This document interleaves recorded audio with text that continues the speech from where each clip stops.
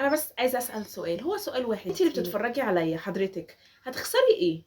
هتخسري ايه لو عملتي لايك للفيديو ده ودخلتي عملتي كومنت وعملتي اعاده نشر؟ طب هقول لك على حاجه احلى.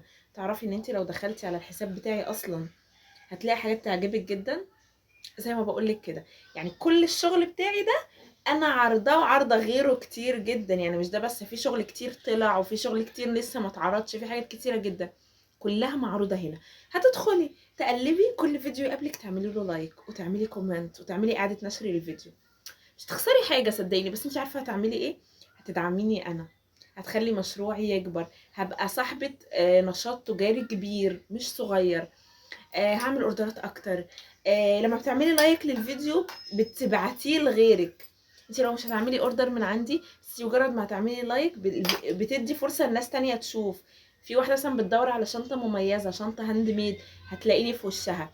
منين؟ بسبب اللايك بتاعك، بسبب الكومنت بتاعك، بسبب اعادة النشر بتاعك للفيديو. مش تخسروا حاجة. وزي ما قلت لكم، لو دخلتوا بصيتوا على الحساب بتاعي مش هتندموا، بجد صدقوني مش هتندموا. هيعجبكم كل الشغل بتاعي، بس اهم حاجة ان انتوا تدخلوا تتفرجوا على كل الفيديوهات. وما تنسوش المتابعة اهم حاجة عشان نوصل مع بعض 100,000. وقولوا لي هتخسروا ايه؟ والله ما هتخسروا حاجة. يلا باي باي.